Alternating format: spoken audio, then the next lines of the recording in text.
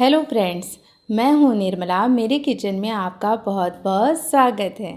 आलू या पनीर के पराठे तो आपने कई बार बनाकर खाए होंगे, लेकिन आज मैं आपसे शेयर करने जा रही हूँ प्याज के पराठे की रेसिपी, जिन्हें बनाना जितना ज़्यादा आसान है, खाने में इनका स्वाद कई गुना ज़्यादा है और किचन में रखी बेसिक चीज़ों से बनकर तैयार हो जाता है। तो यदि आपने कभी प्याज की कचौरी खाई है तो एक बार ये प्याज के पराठे खा कर देखना, क्योंकि इनका टेस्ट भी लगभग वैसा ही होता है।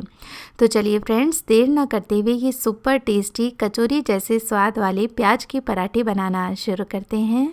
इसके लिए सबसे पहले हम आटा लगा करके तैयार करेंगे। तो मैंने 2 से ढाई कप गेहूं का आटा ले लिया है। इसमें बढ़िया फ्लेवर के लिए 1/4 छोटी चम्मच डालेंगे अजवाइन। अजवाइन को इस तरह मसल करके ऐड करें ताकि फ्लेवर अच्छे से आए। इसके बाद इसमें आधी छोटी चम्मच या अपने स्वाद के अनुसार नमक मिला लें। सारी चीज़ों को अच्छे से मिक्स कर लेंगे और अब इसमें रूम टेम्परेचर का पानी डालते हुए एक सेमी सॉफ्ट आटा लगा करके तैयार करेंगे। यहाँ पर मैंने आटा लगाते समय इसमें तेल या घी कुछ भी इस्तेमाल नहीं किया है, लेकिन यदि आप तेल या घी इस्तेमाल करते हैं तो इस्तेमाल कर सकते हैं, या फिर जब आटा एक बार लगा करके तैयार कर लें उसके बाद इसके ऊपर थोड़ा सा तेल या घी लगा करके इसे अच्छे से गूंद लें। तो इससे भी पराठे बहुत ही अच्छे बन करके तैयार होते हैं। जब हम पराठे को सेकते हैं तो उसके ऊपर हम घी लगाते हैं, इसलिए यहाँ पर आटा लगाते समय मैं घी का इस्तेमाल नहीं करती हूँ। आटे को हम 10 से 15 मिनट सेट होने के लिए रख देंगे, तब तक स्टफिंग तैयार कर लेंगे।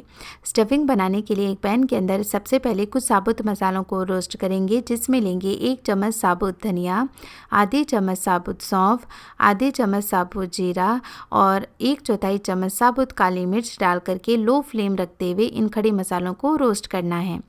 खड़े मसालों में जब अच्छी खुशबू आने लगे और हल्का सा इनका कलर चेंज हो जाए, तब एक ग्राइंडर जार में इन्हें ट्रांसफ़र कर लेंगे। अब इन खड़े मसालों को अच्छे से ठंडा करके दानेदार सा ग्राइंड कर लेंगे। इनका फाइन पाउडर हमें नहीं बनाना है, दानेदार ही रखना है। तो एक बार जब मसाले ग्राइंड हो जाएंगे तब इसमें 7 से 8 लहसुन की कलियां भी ऐड करेंगे। यदि आप लहसुन नहीं खाते हैं तो टोटली स्किप कर सकते हैं। इसके बाद 1 इंच अदरक का टुकड़ा मैंने छिलकर और काट कर ये भी ऐड कर लिया है और 1 से 2 हरी मिर्च या अपने तीखेपन के हिसाब से हरी मिर्च ऐड कर लें और फिर से सारी चीज़ों को इस तरह से दानेदार ग्राइंड करके तैयार कर लें। तो ये जो हम पेस्ट बनाएंगे उसे हमें दानेदार ही रखना है, फाइन पाउडर नहीं बनाना है और एकदम खिला खिला इस तरह से पेस्ट बन करके तैयार होगा। पानी वगैरह कुछ भी इस्तेमाल नहीं करना है। अब इसे एक बार हम साइड में रख देते हैं और एक कढ़ाई के अंदर 1 से 2 छोटी चम्मच तेल गरम कर लेंगे। तेल के गर्म होते इसके अंदर सबसे पहले 1 चुटकी हींग डालकर इसे पका लेंगे और जब हींग पक जाएगी तो जो हमने पेस्ट बना करके रखा है वो डाल करके इसे कुछ सेकंड के लिए और पका लेंगे, ताकि जो हमने लहसुन, हरी मिर्च, अदरक वगैरह इस्तेमाल किए हैं उनका कच्चापन भी निकल जाए। तो यहाँ पर सारी चीज़ें बढ़िया से पक गई हैं। तो इसमें 2 से 3 बड़ी चम्मच बेसन डाल करके इस बेसन को भी अच्छे से रोस्ट कर लेंगे। यहाँ पर प्याज के पराठे में बेसन का इस्तेमाल इसलिए किया जाता है ताकि जब हम प्याज की स्टफिंग बनाएं तो प्याज जो मॉइस्चर छोड़ता है यानी पानी छोड़ता है वो बेसन एब्जॉर्ब कर लेता है। इससे जो स्टफिंग होगी वो बिल्कुल भी गीली नहीं होगी, साथ ही टेस्ट भी बहुत बढ़िया आता है और जो प्याज की स्टफिंग होती है वो बेसन के कारण आपस में बाइंड भी हो जाती है। तो यहाँ पर बेसन हमें उतना ही इस्तेमाल करना है कि जो प्याज की स्टफिंग होगी वो अच्छे से बाइंड हो जाए। ज़्यादा बेसन का इस्तेमाल करने से प्याज का टेस्ट कम और बेसन का टेस्ट ही ज़्यादा आएगा, तो ये गलती बिल्कुल भी नहीं करनी है। जब बेसन अच्छे से रोस्ट हो जाएगा तो वापस से ये तेल छोड़ने लगेगा, तो बेसन को हमें अच्छी खुशबू आने तक भून लेना है। इसमें कच्चापन बिल्कुल भी नहीं रहना चाहिए। तो जब एक बार बेसन लगभग 80% तक पक जाएगा तब हम इसमें पाउडर मसाले भी ऐड कर लेंगे। तो पाउडर मसालों में लेंगे 1 चम्मच धनिया पाउडर, आधी चम्मच लाल मिर्च का पाउडर, 1/4 चम्मच हल्दी पाउडर और 1 छोटी चम्मच डाला है मैंने कसूरी मेथी। इससे स्टफिंग का टेस्ट कमाल का आएगा। अब इन पाउडर मसालों को भी हम बेसन के साथ रोस्ट कर लेंगे। जब बेसन अच्छे से पक जाएगा तो देखिए इसमें से झाग निकलना बंद हो गए हैं और बढ़िया खुशबू इसमें से आने लगी है। तो अब हम क्या करेंगे, इसमें डालेंगे प्याज, क्योंकि हमें बेसन को बहुत ज़्यादा ओवर कुक नहीं करना है। अभी लगभग ये थोड़ा और पकेगा प्याज के साथ। तो हम क्या करेंगे, अब इसमें 3 मीडियम साइज़ के पतले और लंबे कटे हुए प्याज ऐड कर लेंगे और इसी के साथ स्वाद के अनुसार नमक भी मिला लेंगे, ताकि प्याज जितना भी मॉइस्चर छोड़े वो अभी छोड़ करके बेसन उसको एब्सॉर्ब कर ले। तो बाद में हमारी जो स्टफिंग होगी वो बिल्कुल भी गीली नहीं होगी, चाहे आप कितने भी घंटे ये स्टफिंग ऐसे ही छोड़ दें। तो यहाँ पर फिर से मैंने बेसन के साथ साथ प्याज को अच्छे से पका लिया है और प्याज को बहुत ज़्यादा ओवर कुक यहाँ पर नहीं करना है। इस तरह से थोड़ा खिला खिला प्याज रहेगा स्टफिंग में, तो स्टफिंग खाने में भी अच्छी लगेगी, देखने में भी अच्छी लगेगी। यहाँ पर देखिए सारी स्टफिंग ऑलमोस्ट पक गई है। तो इस स्टेज पर हम इसमें 1 चम्मच अमचूर का पाउडर या फिर नींबू का रस आप डाल सकते हैं। ये डाल करके फिर से स्टफिंग में अच्छे से मिला लेंगे।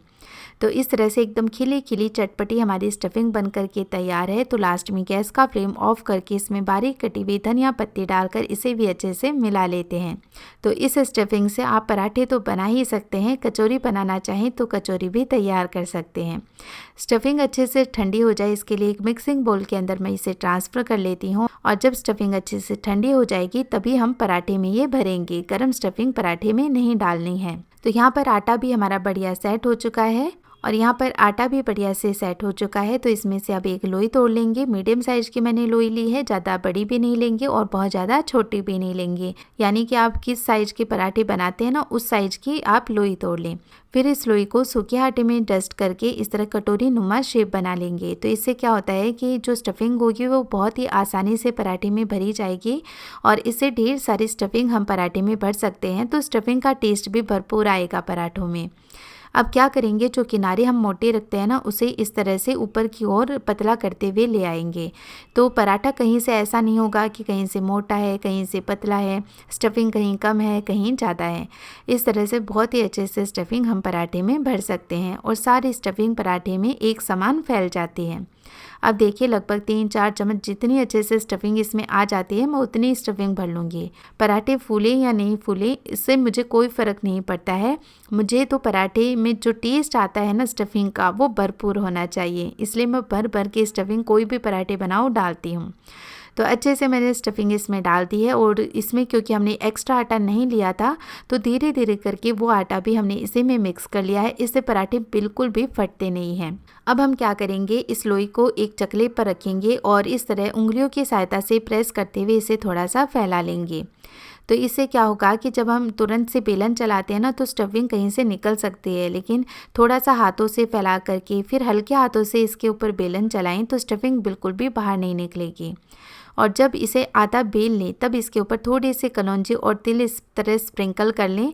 चकले पर स्प्रिंकल करके ऊपर से ये जो हमने पराठा बेला है ना उसे प्रेस करते हुए बेल लें। तो क्या होगा कि बहुत ही अच्छे से ये इसके ऊपर चिपक जाएंगे और सेकते समय बिल्कुल भी इसमें से बाहर नहीं आएंगे। तो इससे पराठे का टेस्ट बहुत ही ज़्यादा बढ़िया आता है। आप एक बार इस तरह से कोई भी पराठे बनाएं, लगा करके ज़रूर देखना। तो अब साइड में मैंने तवा भी गर्म होने के लिए चढ़ा दिया था। अब पराठे को सेक लेंगे। जब आप पराठे बना रहे हो ना तो गैस का फ्लेम हाई रखें, यानी तवा अच्छा गर्म रखें, क्योंकि इससे पराठे होते हैं ना वो हार्ड नहीं होते हैं, अच्छे सॉफ्ट बने रहते हैं। पहले हम पराठे को दोनों ओर से बिना घी और तेल लगाए सेकेंगे और फिर एक बार थोड़ा थोड़ा इसे सेक करके दोनों तरफ थोड़ा थोड़ा घी या तेल जो भी आपको पसंद हो वो लगा करके सेक लें। तो इस तरह से जब एक पराठा आप तवे पर सेक रहे हो तो ये धीरे धीरे सिकता रहेगा, तब तक साइड में दूसरा पराठा भर करके भी तैयार कर लें। क्योंकि जब तवे पर एक बार घी या तेल हम लगा देते हैं और पराठे को उस पर हटाते हैं और दूसरा पराठा तुरंत नहीं डालते हैं तो पराठे के ऊपर जो तेल या घी लगा होता है वो धुआं बन के उड़ने लगता है, तवा भी खराब हो जाता है और वो हमारी सेहत के लिए भी अच्छा नहीं होता है।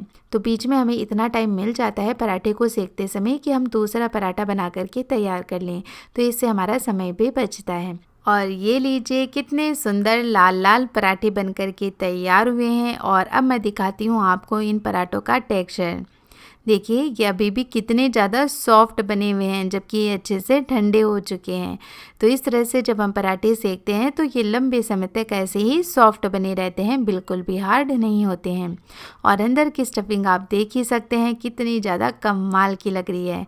तो फ्रेंड्स मेरी आपसे रिक्वेस्ट है, आप भी ज़रूर से एक बार ये प्याज के पराठे बनाएं, आपको बहुत पसंद आएंगे। और जब भी आप ये रेसिपी ट्राई करें तो प्लीज़ अपनी फीडबैक भी मेरे साथ शेयर करना बिल्कुल ना भूलें। अगर आज की ये रेसिपी आपको अच्छी लगी हो तो प्लीज़ आप मेरे वीडियो को लाइक करें।